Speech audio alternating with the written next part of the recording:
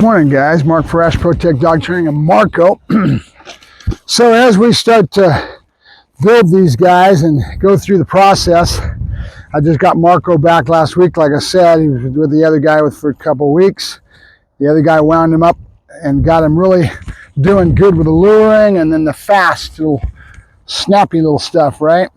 But that takes the dog's mind to kind of a frantic state. Now, what I've observed with him and her, for the most part, knowing where the breeding's at and everything, knowing what rocks is like, and every now and then you'll get dogs that will kind of go back and they'll skip a generation, and then you'll get a throwback, is what they call it. In other words, the dog will throw back to the original dog they were bred to. So analyzing the two of these guys, and nope, good, yep. Analyzing the two of them, I see Arrow. Okay, very high drive, drivey. So his emotional states of mind is really what I'm worried about more than anything. So he learns to have an off switch, and he avoids some of the problems that we had with Arrow that I didn't have any control of, because Arrow was worked way before I ever got around him, right? So I think I can do it to a certain degree, but genetics are genetics. Yes, good. So what I'm going to do now is I'm going to do a lot more pausing and teaching him to wait. Real important. So, and then I'll concentrate as we go along on off switch, right? And then obviously the behaviors of heel, sit down, stay, oh yeah, good, are important. Nope. All right, so let's work on that. So what I want to work on today, and specifically as far as behavior, is setting the neck muscle. We're going to do a lot of that, guys. It's going to be again and again and again, getting him so used to this stuff that he comes in to that posture and gives me that neck up. I don't care about that much, but this gentleman really likes that focused heel shit and wants to look all good. He wants a flashy demo dog. That's basically what he wants. He wants a dog for his daughter too, for the family. And I keep trying to tell him this may not be the best family dog. Be careful what you ask for, but he'll find out as he goes along. Now, the reason that I love the Dutch Shepherd is their tenacity as far as how much drive they've got and how serious they get in the work. They're a very true working dog, very prone to protect home and family to a degree that's higher than most dogs. Like you're talking about the tier 1. Yes, very intelligent, but they're a challenge because I've always got to keep my thinking cap on and constantly be trying to make sure I mold that clay and know what I'm doing in that regard. So I formulate this dog's whole way of carrying himself in life. But genetics is genetics. Get what you, that's why I tell people, be careful what you ask for. Because the Dutch Shepherd is not a dog that I feel is even near what the general public can handle. It's way too much. And people see the dog, oh, he's beautiful, this, that. And they go the cute little puppy and they want him. But I'm going to turn you down personally myself. But there's a lot of people breeding. We're starting to have a lot of people. Nope, good. He didn't go to the ground. You notice that? The food fell right by his head, and right away I'm going to reaffirm that this is a place to be. That was perfect. And I wanted to see, this is how you probe. I didn't do it on purpose, but when I see it, I right away look for it, and I want to make sure my timing is perfect to correct him for going to the ground, right? And he didn't do it. Good. There you go. Yeah, good. So we're going to work on a lot of this. Nope. Oh, yeah. Neck posture. See where that neck's at? Really high up. Really stretching. Make him come to it. Make him really stretch that neck muscle. Come here. Good boy. So we'll go again. I'm trying to find the right spot on the camera that I've already kind of...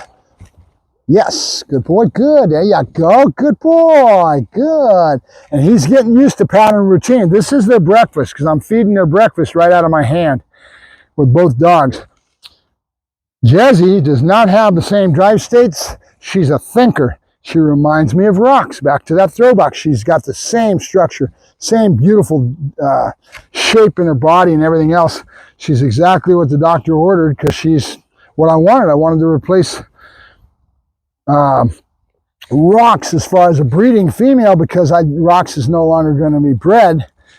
I'm really thinking about it now. I don't know. She's only 6-7 years old, but I just, after losing those 2 puppies and stillborn, it really put a kink in my style, and I really was bummed. But supplements and concentrating on the breeding a little better and exercise and some other things, yes, I might be able to do. All right, so Be careful what you ask for. The Dutch Shepherds right now coming over, we've got really some high drive dogs, and everybody's breeding these dang guys. They're getting into it. There's one guy that bred a dog I got a while back by the name of Simba. Simba was over the top. He was a Malinois color, but it's all KNPV bloodlines. And the person that bred him bred a really hot male and a real hot female. Remember what I tell you, Americans will screw up everything they get their hands on because our standards are totally different.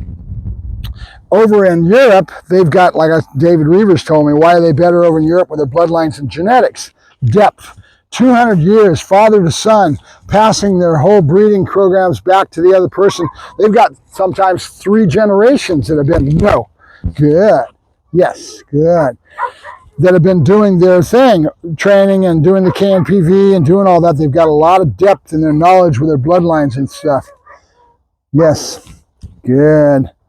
So, again, like I always tell people, be careful what you ask for because this is way more dog than anybody can, not anybody, but most people can handle. They just don't have the expertise. And this dog's drive states are so off the top, he's not going to make a good, he's a working dog. He needs to be out doing something and really have somebody that's going to dedicate their whole life and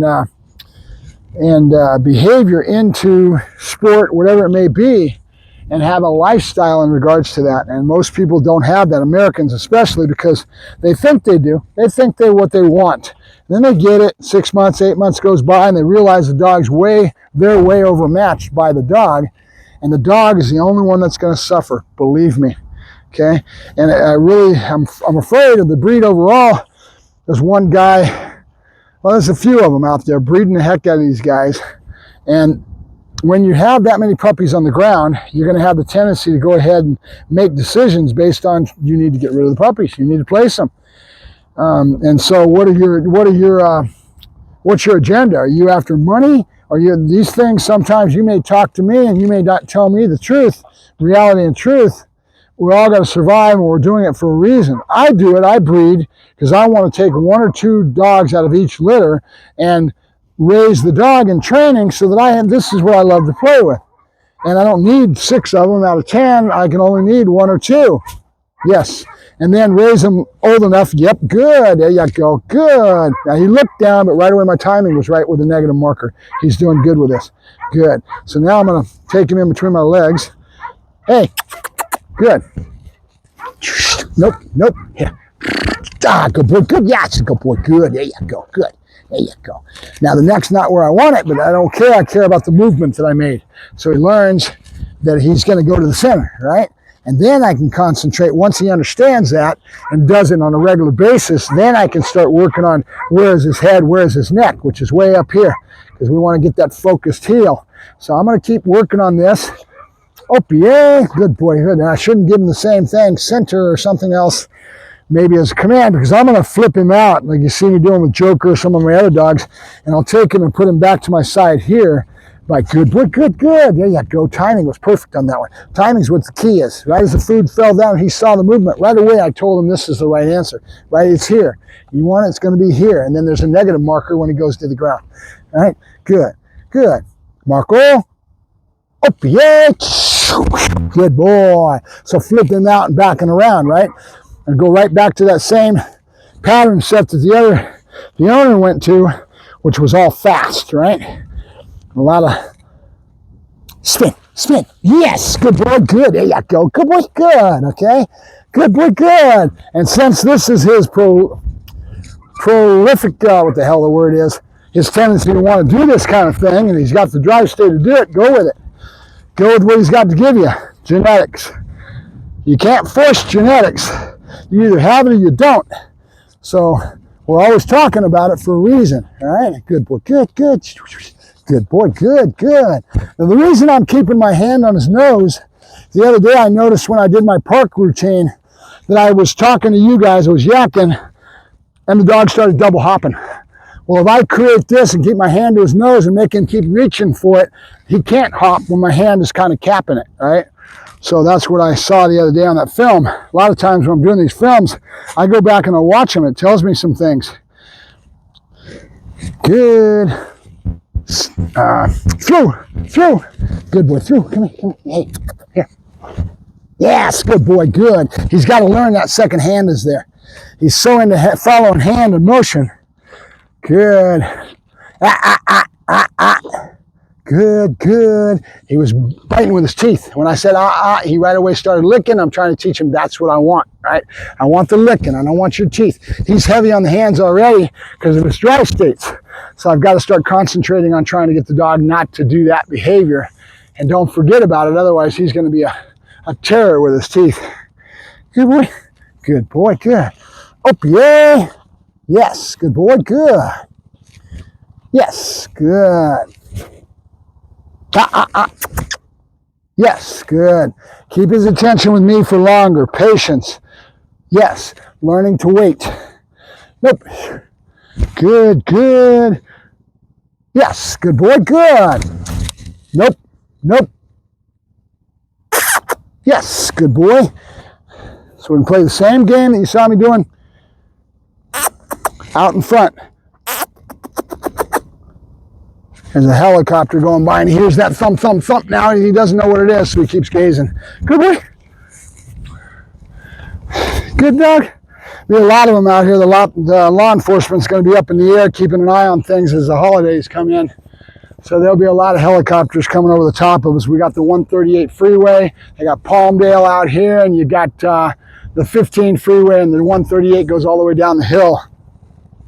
And there'll be a lot of traffic flow and a lot of people out, so law enforcement's going to start gearing themselves up for that, which is fine. It was after experiencing it yesterday. As I told a friend today, I don't want to really go out in public as little as I can because it's a madhouse out there, and I would just rather stay. Yes, good boy, good. Yes, we got time level coming in here, guys. If I'm consistent with the time level, he learns to trust it. He'll be waiting for it, and then I can stretch it. Good. Yes, good boy, good. There we go. Now, finally. Yes. All right, I'm going to break him because he's not going to give me much. That helicopter's going right over the top of me. Ready, buddy? Get it, get it, get it, get it, get it, get it, go get it. Good boy. Hey. Yeah, good boy. Hey. Arrow, Marco. Calling him Arrow. All right, so this isn't working, so I've got to hang on to the leash because this will cause another bad behavior, right? So everything he does, he's learning from. Marco. That sound of that helicopter's got him wanting to look. Love the good boy. Good boy, good. Yes, good boy, good. There you go. All right, so we'll just make sure we keep the end of the leash. Make sure we don't let it go. Because again, right now, freedom is your enemy, right? Control factor with puppies is real important. Crates, leashes, things that cause you to have control where he can't do negative behavior, right? Good boy, good. Yeah. All right, his ears are a little loosey-goosey, and the reason that happens is all the calcium is going to those new teeth that are coming in. And then that doesn't go to the cartilage into the ears that causes them to stand up. So you can play with ears. In a general sense, these ears should come up, but I never trust. I want my ears stand up. I won't take an accident where you let it fold over, and then that crease starts to get established, and the ear doesn't stand. And then you've got a dog with a floppy ear for the rest of his life. I hate that. I want to have a dog with presence. So I concentrate on that. Out. Yes, good boy, good. Yeah, good boy, good. Good boy, good. Good boy. Good. All right, let's keep working with this one. Marco. Yes, good boy, good. There you go. Good boy, good. Yeah, good boy. Good boy. Yeah. All right, he's getting out. Good. Chewy. We're going to solve that problem once I get somebody to hold him and his teeth are in. It's all about the back pressure because, remember, they real drivey after prey. Everything in their world is the hunting, right? Because they got to eat. So because of that, the back pressure, the dog doesn't want to lose his prey. So that back pressure, when he feels like he's going to lose it because you're pulling one way, the decoil sets the tension on the other side, causes the dog to clamp down and hold.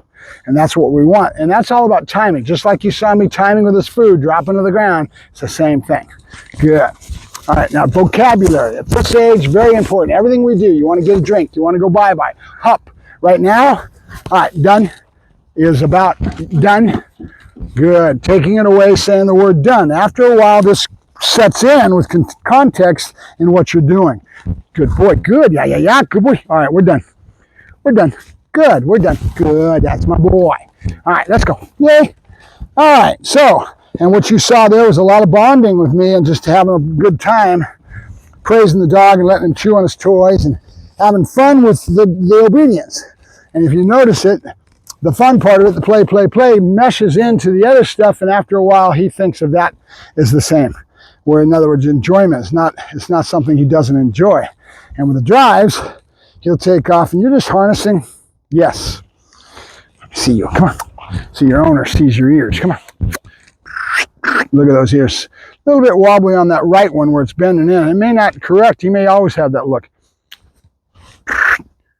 Yes. Good boy. Good. Yes. Good boy. Good. He's showing me that he's learning. He's understanding what I'm trying to convey to him. It's perfect. So let's go to the here game and the look. Here. Good. Yes. Good. Yeah. Good. Good. Nope. Yes. Good boy. There's that time level. Finally. You just got to wait sometimes. Be patient. Yeah. Nope. Nope. Yes. Good boy. Good. And then if you get really set on your time level, he'll start giving you what you want, and you slowly stretch your time level for how long he does whatever you're asking of it. Time level is a big part of what I do, guys, because it engages the dog's brain. Good. Good. Nope. Good. Good. Nope. Yes. Good boy. Good. And as soon as he gave it to me for a little bit of a time, nope. Yes. Good boy. Good. There you go. Good boy. Good. And we'll keep stretching that time level and conveying that thought to the dog till we get more longevity on the behavior that we're working on right now, which is the look game. And that's going to transfer into other things because he understands it here. You can put it into other areas, and then you're off and running. All right. Good. Nope. Yes. Good boy. Good. There you go. Yes. Good boy. I shortened it. Nope. To reaffirm. Nope.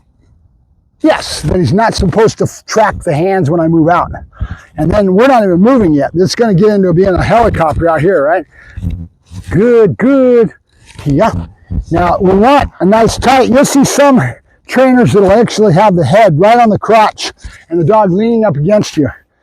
I don't know. I don't need it. Good, good. Yes, good boy. And it doesn't really fulfill a function. It does do one thing for you.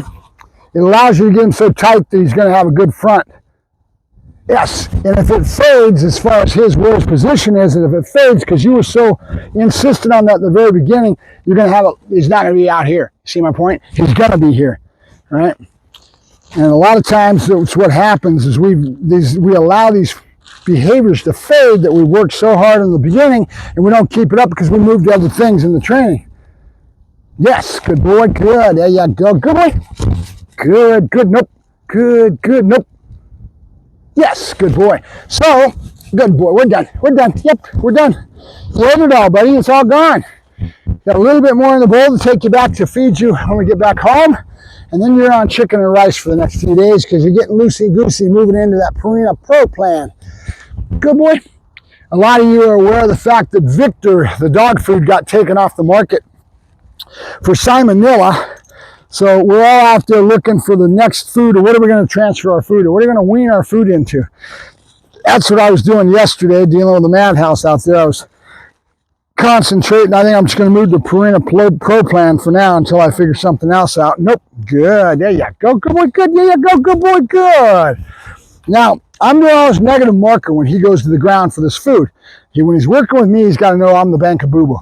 And so a lot of people would look at that and say, no, if I'm going to do scent work, I want my dog's nose on the ground and all that.